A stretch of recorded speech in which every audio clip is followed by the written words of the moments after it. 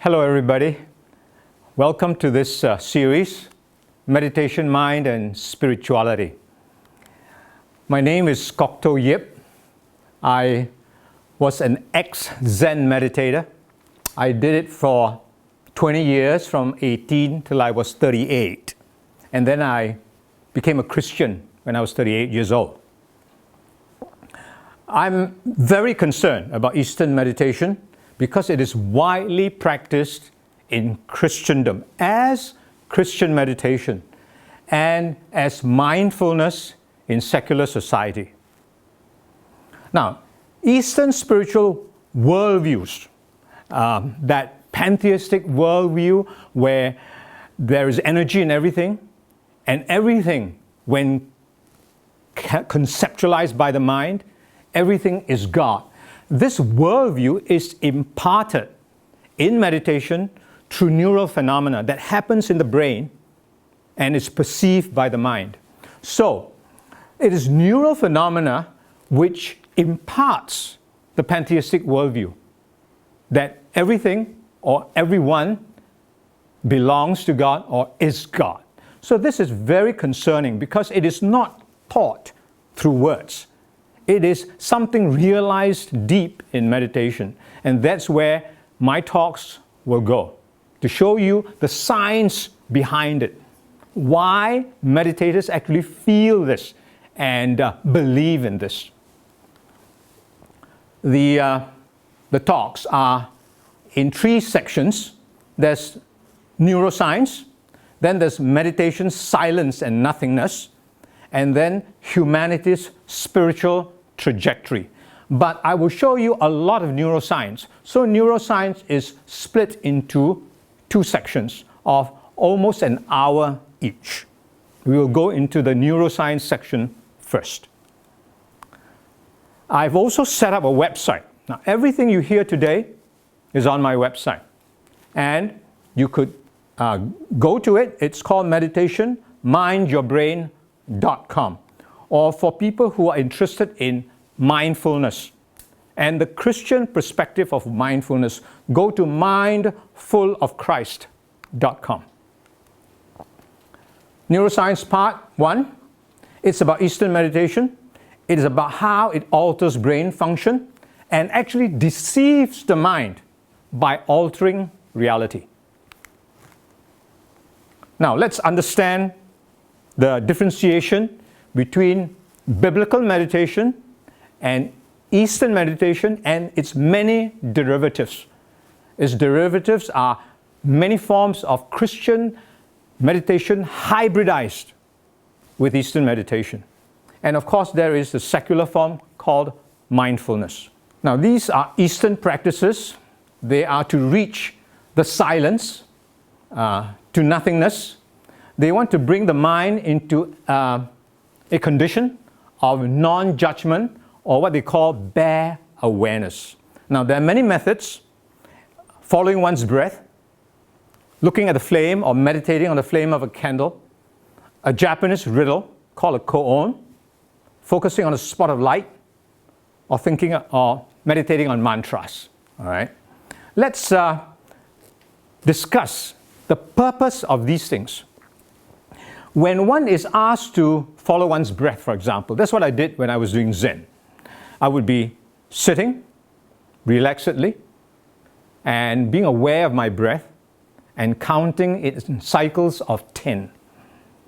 All right. So one is following one's breath and keeping the mind tranquil, silent, and not allowing other thoughts, any other thoughts. The breath, the counting of the breath, focuses the mind on the breath, which is nothing, and allowing other thoughts not to occur. That's the whole idea. So it is with mantras. Okay? Now, when I was doing it, I was also given a riddle, a Japanese riddle.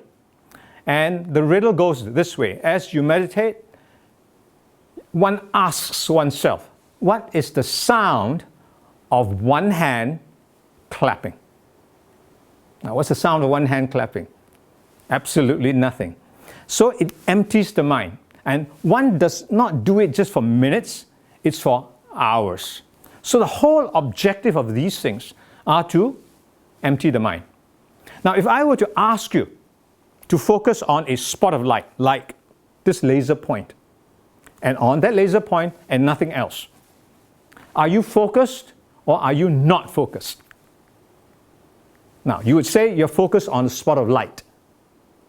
But the purpose of focusing on the spot of light is so that your mind excludes all other thoughts. So, if you were to think about this, you're actually starving your mind of other thoughts. You are excluding all thoughts. Your mind has excluded everything but a spot of light. So you're focused on a spot of light, that's true, but you have negated everything else. And that's the entire process. And doing these things do strange things to the brain and then to the mind. If you were to Google what happens to the brain when doing meditation, this phrase, the most common phrase you will find, relates to Eastern meditation where the frontal cortex tends to go offline. Now, what does it mean to take the frontal cortex offline? What it means is like this. You've got a mobile, a phone. You switch it to airplane mode or you switch it off. You've got a phone, but it's offline. It's not online. And the meditative process of mantras or koan or following your breath is to take your frontal cortex offline. Now, the front part of your brain, there is a part called the anterior cingulate cortex. The anterior cingulate cortex. We'll call it ACC for short. Here is a quote that captures what it does for you. A special part of the frontal cortex called the anterior cingulate cortex, or ACC for short, is our neurological heart. It is here we experience love, compassion, empathy, sympathy, altruism, and the ACC is also the seat of the will, the place we choose right from wrong. Now, I ask you, as you read this and think about this, is the ACC a crucial part of your brain? A crucial part of who you are? And especially to Christians, this part is so crucial for you in worship, in being who you are as a Christian. So the ACC is crucial. Now, there are things that happens to the ACC when one does Eastern meditation. The ACC, in short, is responsible for romantic love, and the University of Montreal, Dr. Beauregard found that out. It's responsible for unconditional love.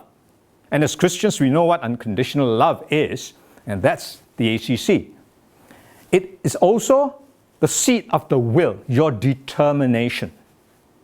And it is where hope and optimism reigns. In fact, scientists have found out that when you are depressed, it's the amygdala that gets overactive.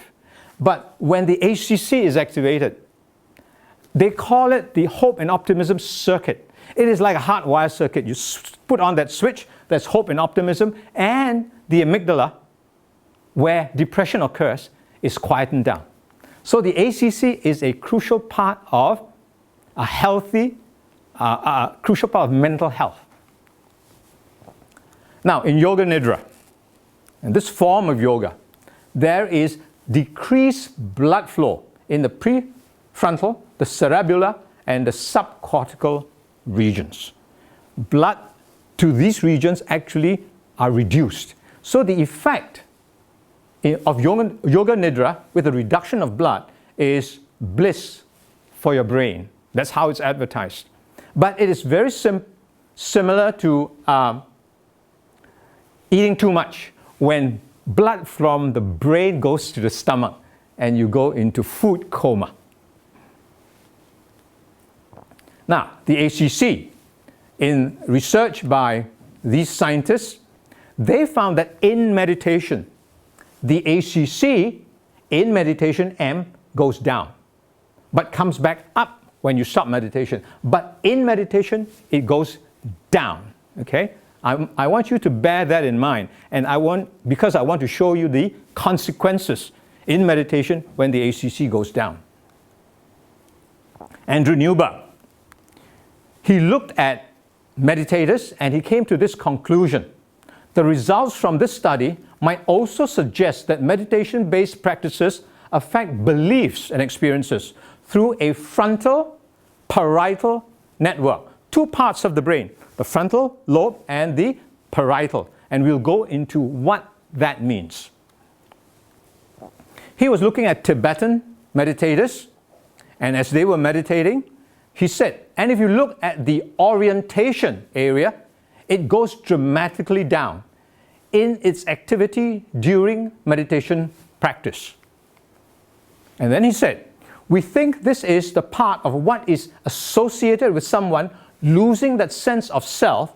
They feel at one with God, at one with their spiritual mantra, whatever it is they are looking at. So what happens is this.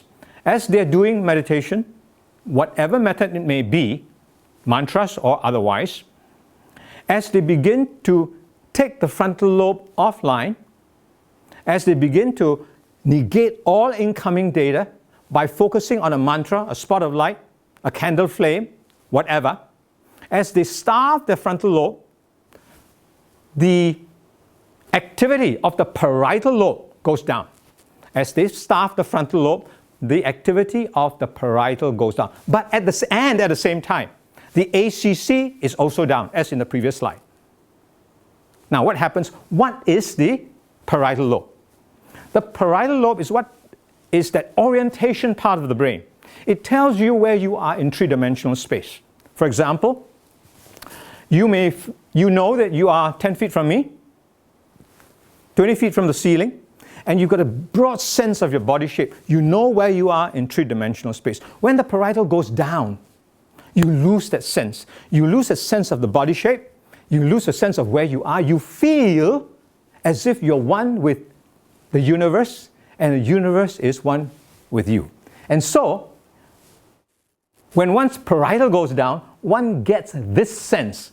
And Dr. Andrew Newberg explained it as losing that sense of self, being at one with God, or whatever it is they are looking at. And this is the point where meditators say, I feel at one with the universe. And they feel very united with everything. And this is where meditators want to go, because it is obviously quite a wonderful feeling. Now this is iconic of meditation. As you meditate, you are an independent drop of water. But when the parietal goes down, you drop into what they call the cosmic ocean, the cosmic sea, and you disappear. Yourself disappears. You become one with the whole universe. Now, Andrew Newberg summarized what he found by saying the correlation between the DLPFC and the superior parietal lobe may reflect an altered sense of space. But when one is doing Eastern meditation, one does not describe one's experience as an altered sense of space. They give spiritual meaning to what they feel. And here is where spiritual meaning is given. That worldview where you feel that you're one with the universe, one with everything, you are at peace and tranquil with the whole universe, and there's no distinction between you and self. That in Hinduism is described as nirvana, for example. Now Christians getting this feeling could give it another meaning, and we will get into it, how it occurs. Now Jordan Grafman, he's a cognitive neuroscientist, director of brain injury research at the Rehabilitation Institute of Chicago. And he said, the frontal lobes are the most evolved areas of the human brain and help control and make sense of the perceptual input we get from the world. Further investigation revealed that damage to a specific area of the brain, known as the dorsolateral prefrontal cortex, was linked markedly to increased mysticism. When the frontal lobe's inhibitory or control functions are suppressed, a door of perception can open, increasing chances of mystical experience. So it is from brain injury, mainly to the frontal lobe, that mystical experiences occur. And we found out that in meditation, there's less blood flow. One starves the frontal lobe. In other words, although one has a healthy frontal lobe, one shuts it down, disallows incoming data, no thought, one starves it and takes it effectively offline, as if one has a damaged frontal lobe. Now you may Google Jill Bolte Taylor.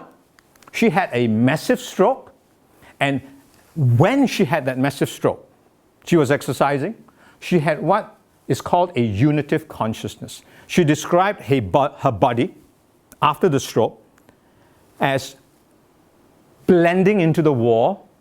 She then felt at one with everything, and she was then interviewed, and she described the me and the we in our brains. In other words, we are actually one. That's the reality, she said. But it came from a massive stroke. And with brain damage and taking the frontal lobe offline, right, and deactivating the parietal causes these neurophenomena, which gives the impression, a false impression, I may say, of us being one with the universe. Now, James Braid, in 1840, is the founder of hypnotism. He wrote books, and his friends read the books. And James's belief was that it needs some other person to hypnotize another. But his friend said, hey, James, the people in Persia and in India, in their meditation, they're self-hypnotizing themselves. And James took a look, and he said, he had to admit, there is no need for an exoteric influence. In other words, you can hypnotize yourself. There's no need for an external influence, for someone else to do it. Now, what is hypnosis? Columbia University are telling us how it occurs. Columbia University is saying that there are two places in the frontal lobe, one called the ACC, which you've heard about. The ACC is about the will. And there's another part in the frontal lobe called the lateral frontal cortex. And that is responsible for awareness of reality. So let's just make it simple. There is the ACC, responsible for your will, your determination. And the LFC, responsible for reality. Now, Columbia University then put people under successful hypnosis. And then they were looking at the brain, and they found out that the will, the ACC, and reality, the lateral frontal cortex, were decoupled. They were not working together. When will and reality are decoupled, not working together, it's successful hypnosis. Okay? Now, let me try to dramatize this somewhat for us all to understand this. The will and reality are always active for your benefit, for your defense, to assess what is real and to respond to unreal suggestions, perhaps lies. So your will then is determined not to listen to a lie. Okay? Now, as you go into meditation, what happens to your frontal lobe? It's gone offline. You're starving it. Other occurrences occur, like the parietal going down. You feel an altered reality. And these feelings, this neural phenomena, are suggestive of things. Right? And in meditation, with your frontal lobe going offline and your ACC being deactivated, in the previous slide, the ACC is taken offline and therefore is not coupled to the LFC. When it's decoupled, you're open to suggestion. That's hypnotism. And the suggestion that comes through at that point depends on where you are. If you are meditating with a Hindu guru, he would say, well, you've arrived at nirvana. If you were meditating with a Buddhist, he would say, you are now liberated like Buddha. Now, Christians are doing this form of meditation. When Christians arrive at that altered reality, the suggestion often is, now you're in the presence of God. You are being filled with the Holy Spirit. So, one set of neural phenomena opens itself to so many different interpretations. Now, I ask you, is that dangerous? So it's a hypnotic suggestion. All right? When your mind is open, where your will is down or your reality is down, and the suggestion comes true. So other scientists, Newberg, Iverson, Travis, said sometimes meditation results in profound changes in consciousness, leading individuals into trance-type states, states of self-hypnosis or mystical states. Now, in the East, where I grew up, there were a lot of meditators of all forms, and it's well known. In Eastern meditation, it's a sensory phenomena that launches the meditator into divinity, into things like they call Advaita, into non-dual divinity, universal one consciousness, oneness, nirvana, awakening, satori, cosmic consciousness. Eastern meditation is well known to launch one into the realm of the divine. That's what it's used for. But the West is using it somewhat differently. All right? It's about transformation, it's about self-help, it's about wellness. Now, in looking at what has happened to the brain in meditation, can one extract from it or depart from or avoid the spiritual meanings and as if to sanitize it of the spiritual meanings, the various dangerous spiritual meanings, and extract from it only wellness and transformation? Dr. Andrew Newberg also said this: the temporal lobes are clearly important in religious and spiritual experience. The amygdala, the hippocampus have been shown to be particularly involved in the experience of visions, profound experiences. So in looking at the temporal lobe, Dr. Stanley Coren and Michael Persinger had this to say. They stimulated the temporal lobe with a machine, magnetic resonance, and they reported how people who were put through that experiment felt these things. They sensed presences. People often interpreted these to be that of angels, a deceased being known to the subject or a group of beings of some kind. Experience what they perceive as God. 80% of his participants experienced a presence besides themselves. So this was from temporal lobe. And in meditation, the temporal lobe is affected. Now, it is not your mantra. That's the point of this slide.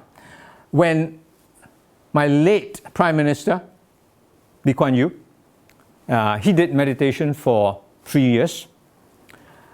He was offered by a Catholic meditator, he was offered 2 mantras. Because they saw that he was Chinese, they offered him a Chinese mantra, Ome Tofut. But seeing that he spoke English, they offered him an English mantra, Maranatha. Okay? So it really doesn't matter what you say with your mouth. It's what happens when you repeat a mantra. And what happens to the brain. And then what happens after that. That's so important. In fact, meditators, gurus say, you don't have to make it Chinese or English. You can even use Coca-Cola as a mantra. And the same things happen. So it is what happens in your brain, not what you say with your mouth.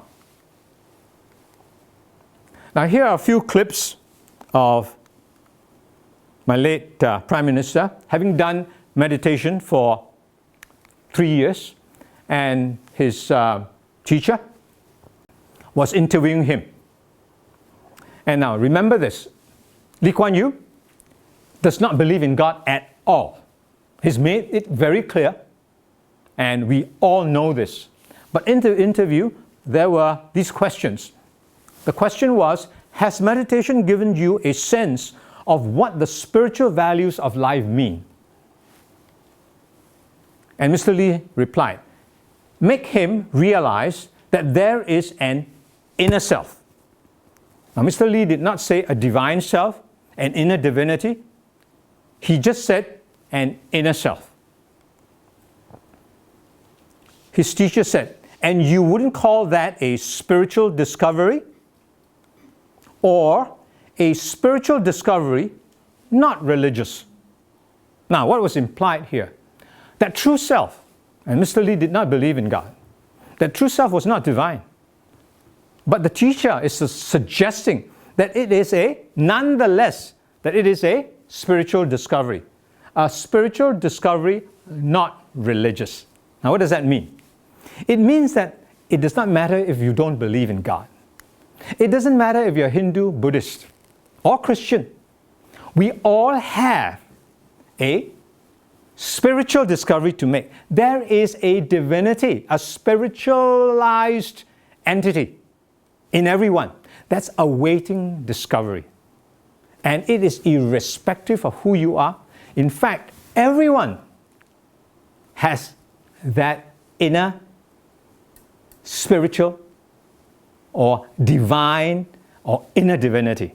And that is the suggestion.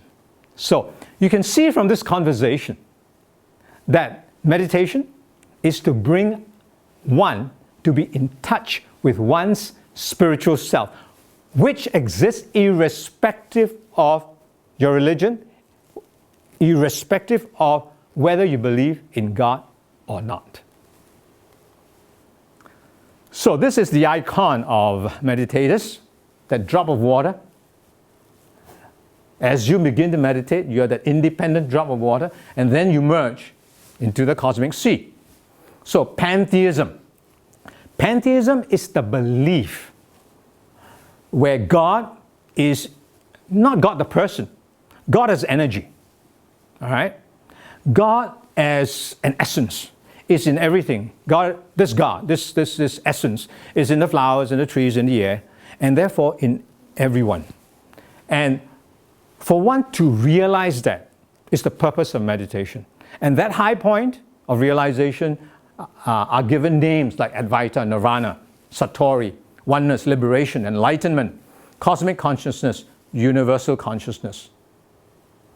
So the word non-dual is applied to this. In other words, if there are now, let's say, 200 people in this room, when we get there, all of us in meditation, we are all one. There is not two of us, not 200 of us, we are all one. So it's non-dual.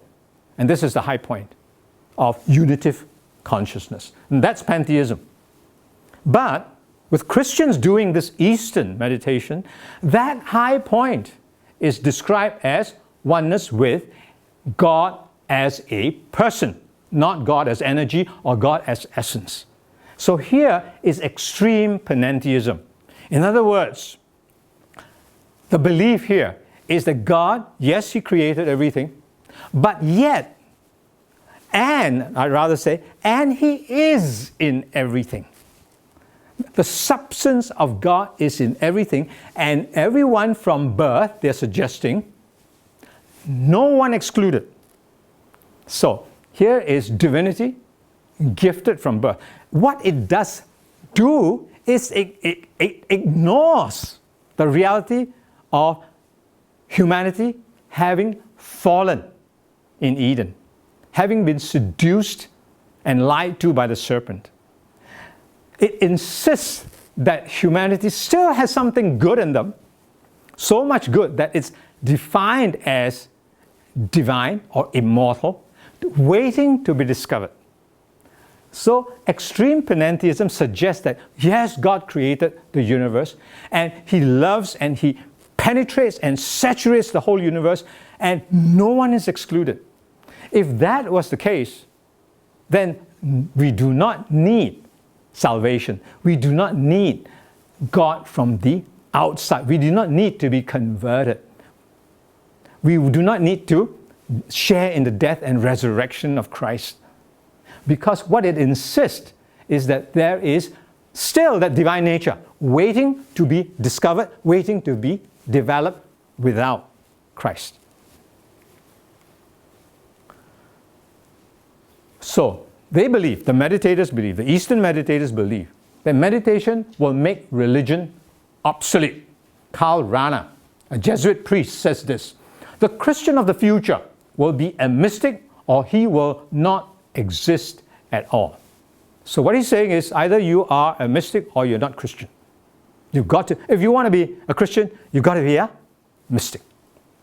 Now, Father Richard Rohr, another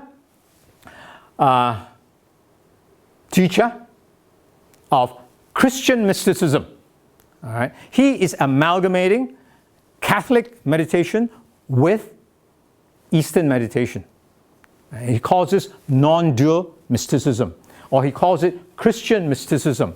And in his recent devotional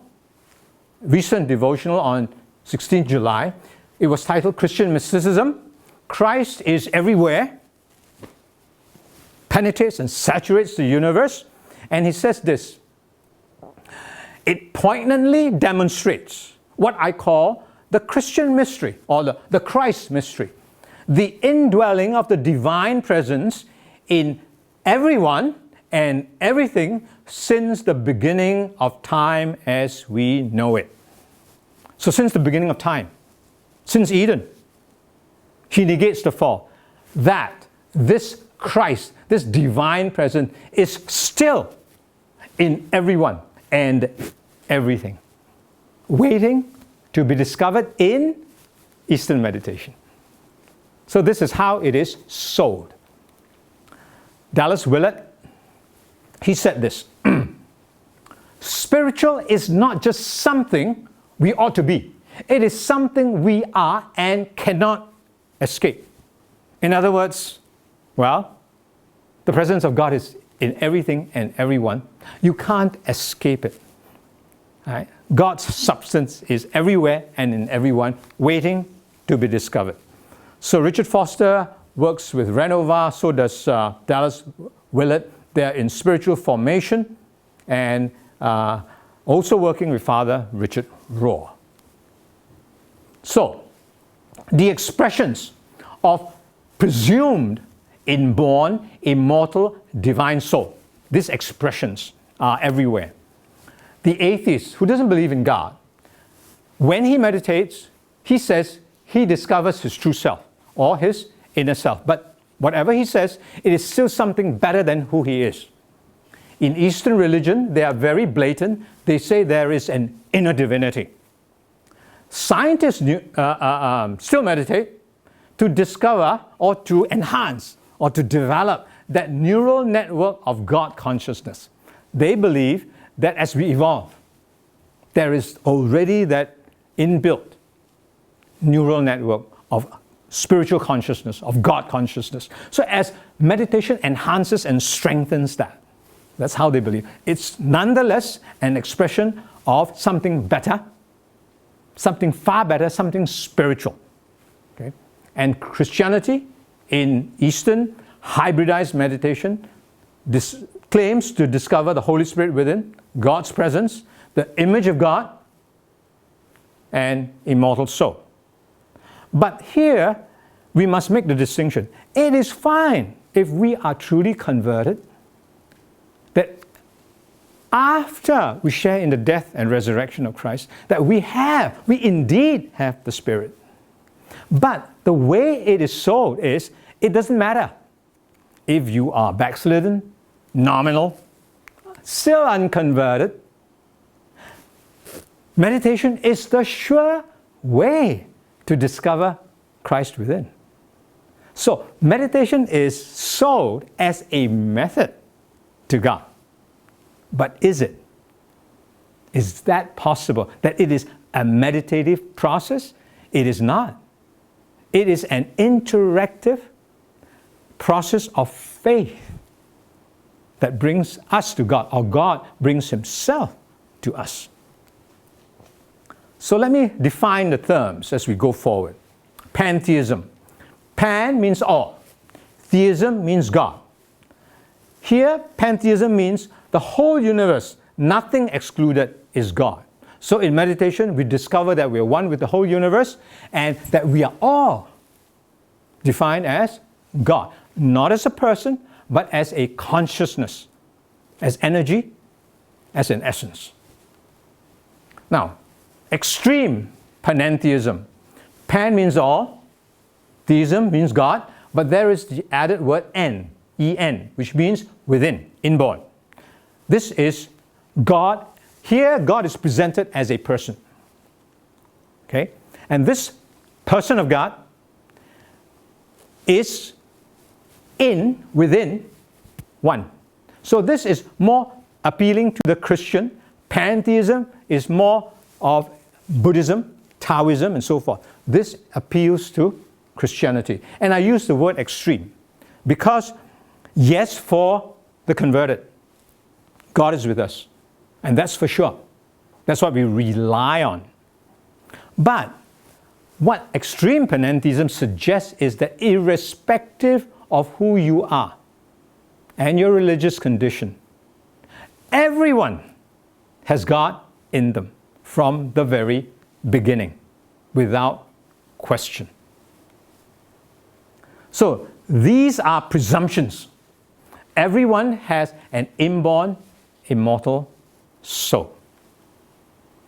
So, pantheism, where God is an essence and everything is God, is equally dangerous to extreme panentheism, where it says, yes, God created the universe, but He so saturates and penetrates the universe, nothing is excluded. So this is where God is a person, He penetrates. This is where God is not a person and is an essence, but they are equally dangerous in concept. Now this is Thich Nhat Hanh. He is a Zen master. He said, we do not have to look for God. We do not have to look for our ultimate dimension or nirvana, because we are nirvana. We are God. Now when I was doing Zen, and he's a Zen master, we never talked about God. We talked about unity of consciousness, yes. We talked about our mind being pure, yes. But we never characterized God.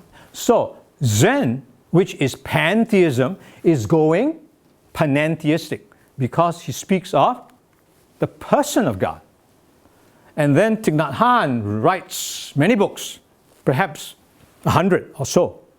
And in two of his books, this one he says Jesus and Buddha are brothers. And this one, Living Buddha, Living Christ. So he sees them being one in spirit. And the effort is to bring pantheism and panentheism into middle ground. And this is a quote from Father Richard Rohr. I'd call him a panentheist. He said, we either honor God in all things, or we soon lose the basis of seeing God in anything. In other words, you either become an extreme panentheist, or you lose being a Christian entirely. Now, yoga. There is a word in yoga, in Hinduism, that is namaste. Now, what does namaste mean? When they greet each other with their hands folded, namaste. It means I see the divine in you, or I honor the divine in you.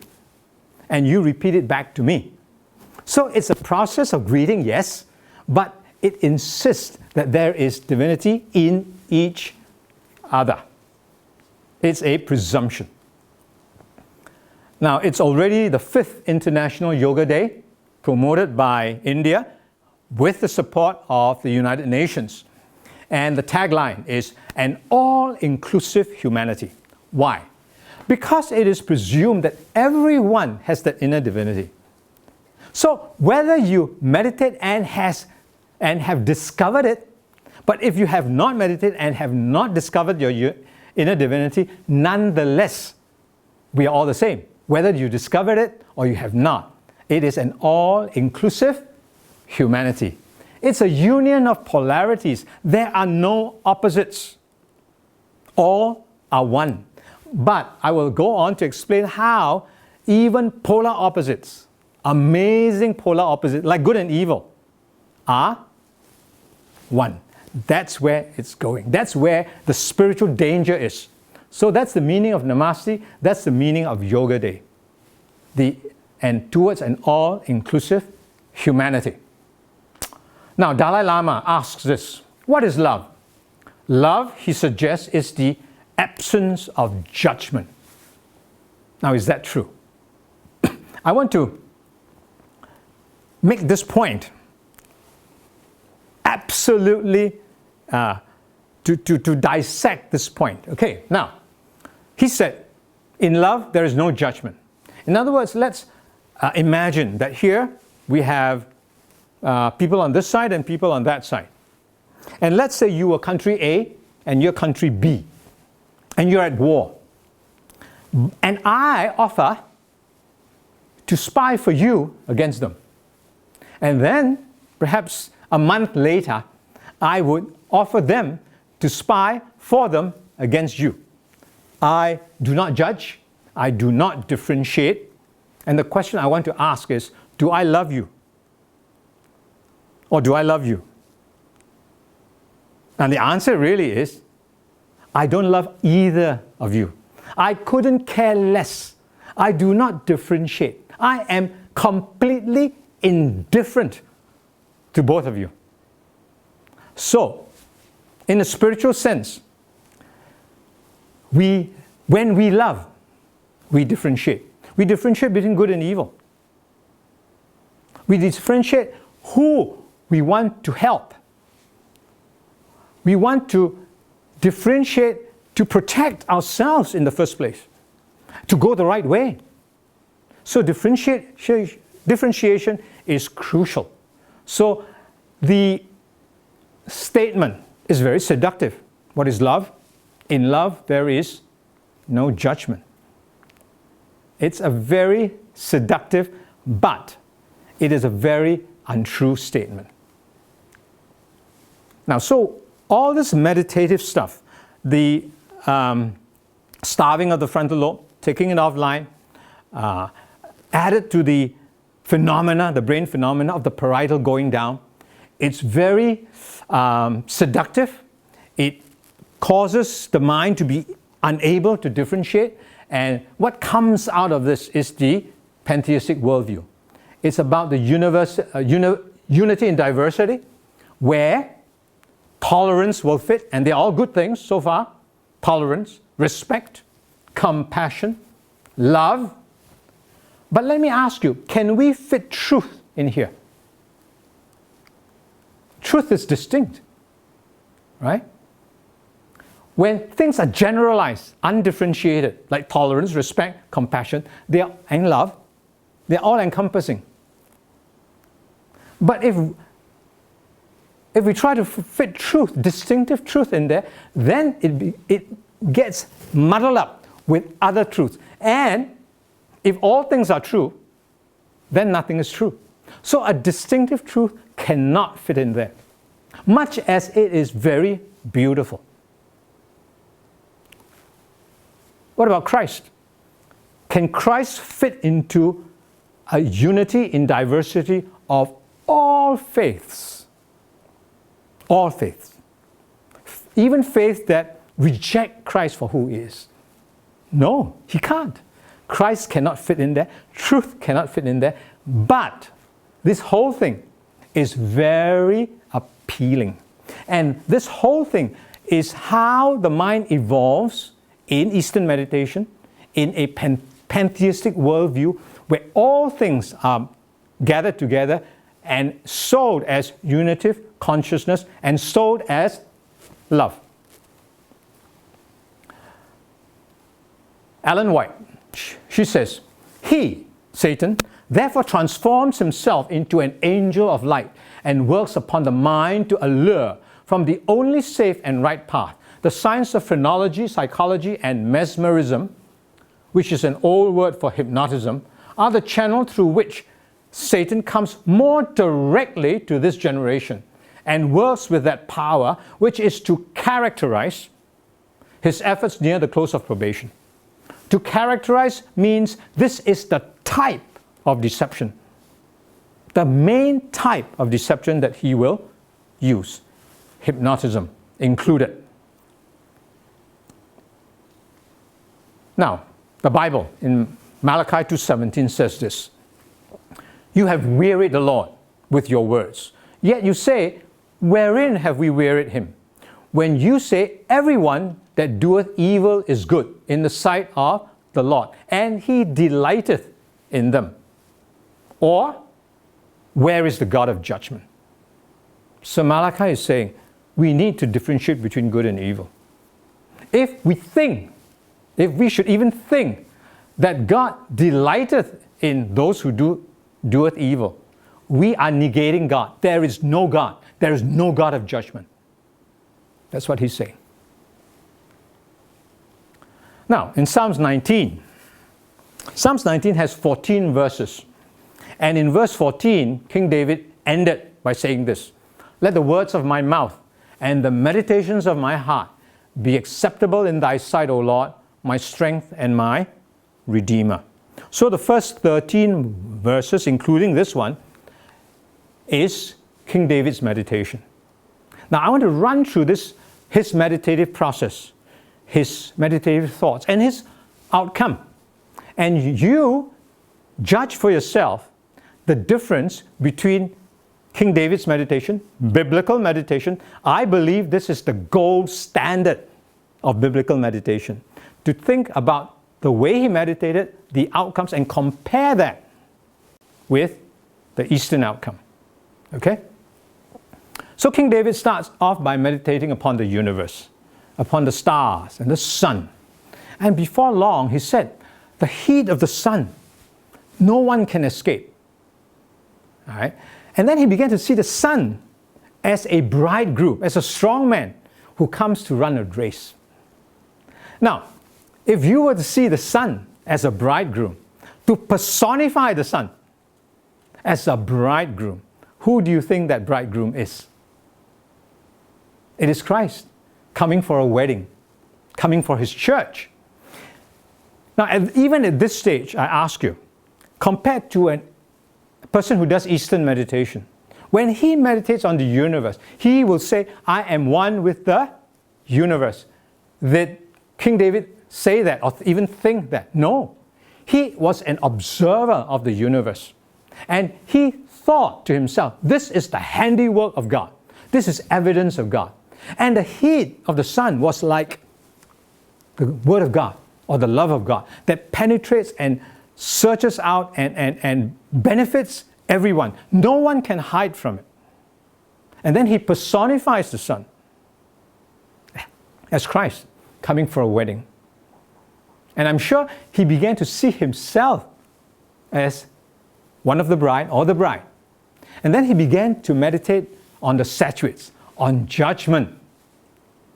And he said, these things, and on the law. And he said, these things are very good, better than honey, better than fine gold. It gives warning and reward. Now, he is meditating and he is definitely thinking of a wedding. He wants to be pure. These things give warning and reward. And then he said, Lord, show me my secret faults. Now, what are secret faults? Secret faults are faults that our deceitful heart would keep away from ourselves, recognizing them as faults. But his heart was open to God. He trusted God. He loved God. There's going to be a wedding. He wants to be pure. And so, Lord, show me even my secret faults, that I may correct them, that you may help me to correct them, that you are my strength and my Redeemer. You will help me to correct them. And then he said, reveal to me my presumptuous sins, that I may be innocent from the great transgression. So he began to be transparent to the God who loves him, who is his strength, that he may be made innocent.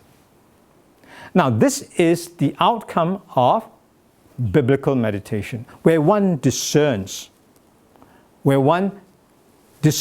not only about external good and evil, but one searches one's heart in relation to the strength and the love of God, that one can see ourselves as the way we need to see ourselves before God, that we may call upon him, that the Lord is our strength and our Redeemer, that we may be ready, prepared for the wedding.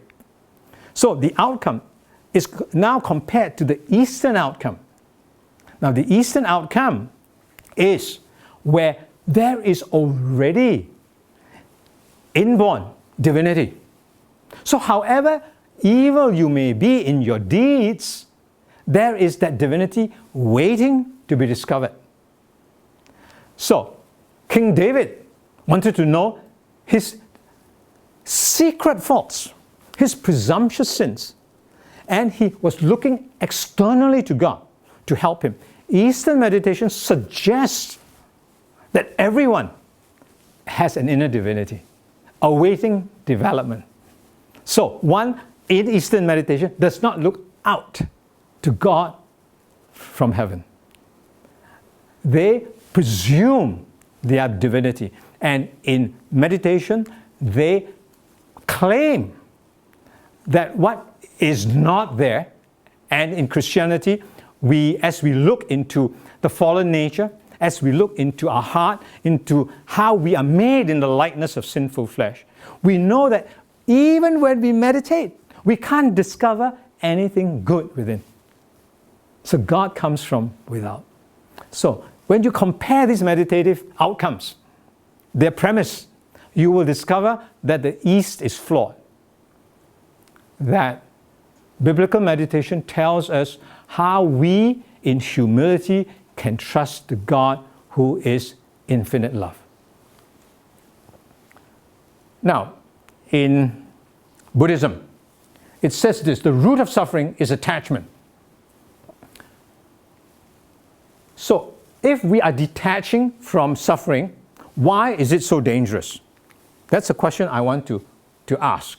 And I want to describe why the East meditates, why it is a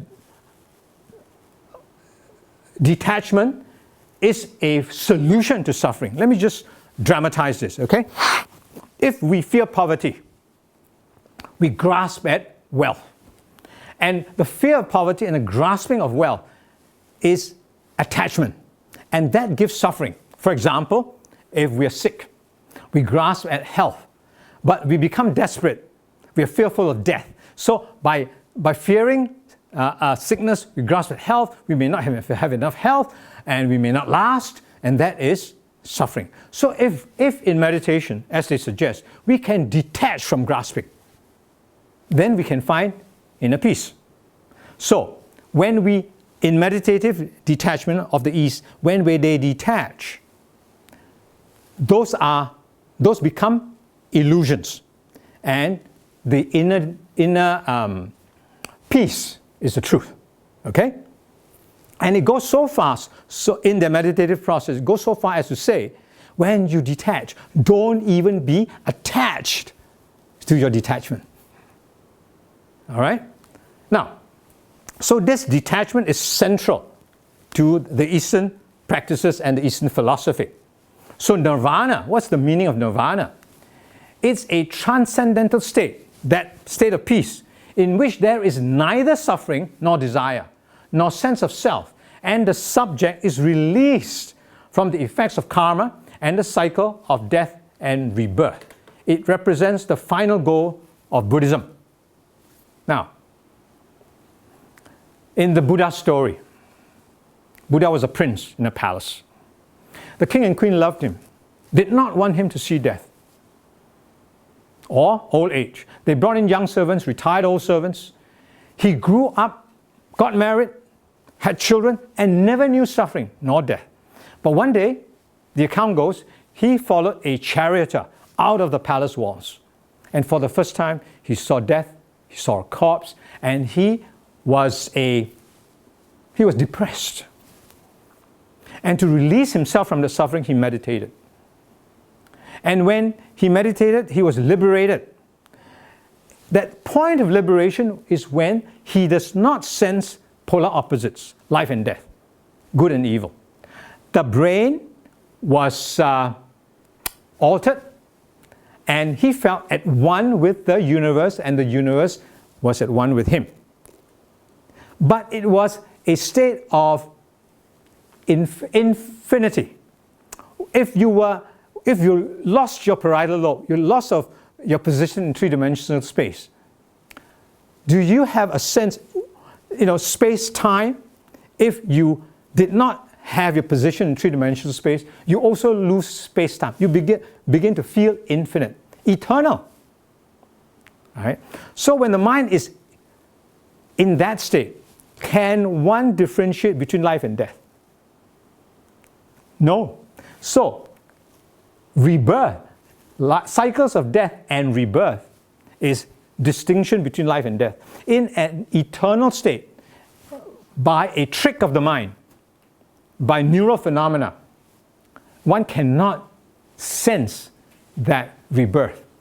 One cannot sense life and death. Therefore, he said he was freed from the cycles of rebirth. Now, when the ACC in Eastern meditation goes down, right, the ACC differentiates right from wrong, good from evil. When the ACC goes down in Eastern meditation, can one, when the ACC goes down, differentiate between good and evil? The discernment is lowered dramatically. So dramatically that in Buddhism, it's about karma. Karma is the account of good and evil. If you've got too much evil, you must do a lot of good to offset it, to balance it out. If not, you reincarnate into your next life into an inferior entity, like a rat or a pig. Now, when the mind, the ACC, goes down, one cannot differentiate between good and evil. One therefore loses the ability to differentiate or to discern karma, good and evil. So, in Eastern meditation, with the loss of the deactivation of the ACC and the parietal going down, that infinite feeling, one loses the sense of discernment of good and evil and life and death. And therefore, it is free, it's freedom or liberty from the effects of karma and rebirth. So this is where the pantheistic worldview comes in.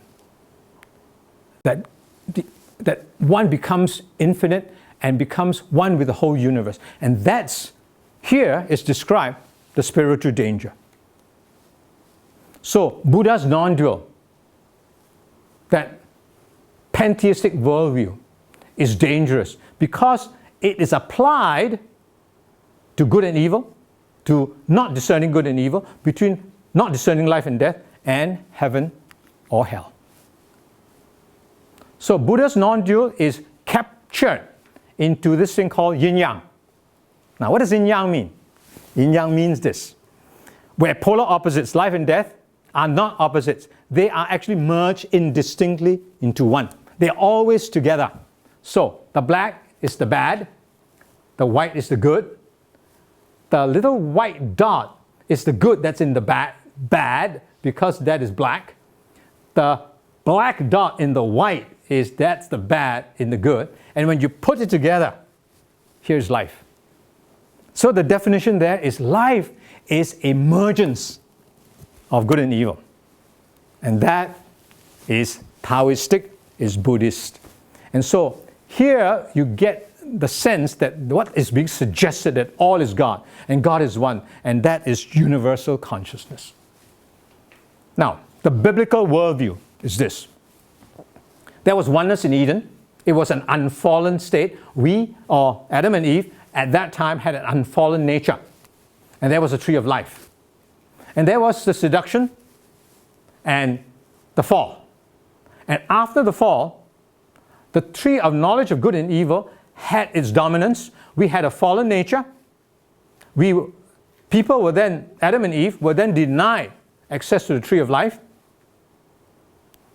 And this sense of immortality was gone. For example, when they were in the garden before the fall, they took of the tree of life and they lived on a dependent immortality. But after the fall, they were denied access to the tree of life.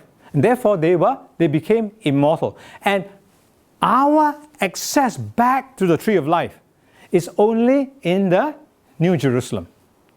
So, between the fall and now, and in the future, we do not have immortality. So the suggestion of a divine soul, an immortal soul, just doesn't exist.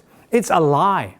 It's a lie that is now suggested or made as if it is true in Eastern meditation.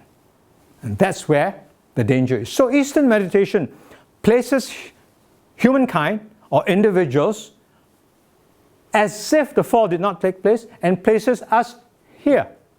As if we have immortality to discover, as if we have an unfallen nature to develop. So Eastern meditation negates the fall and places humans here.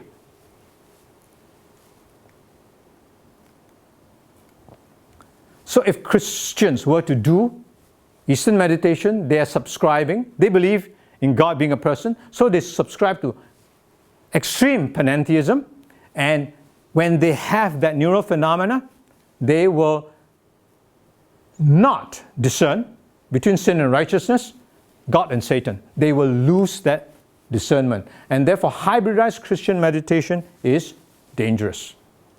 So what I've just told you is in my website, meditation-mindyourbrain.com. And if you want to focus on mindfulness alone, go to mindfulofchrist.com. Or you can find me on YouTube and on Audioverse. So thank you very much. Following this, I'll go into part 2, into Eastern values, into Eastern beliefs, and into somewhat into mindfulness. So I hope you will follow this series. I hope to see you again. Bye-bye.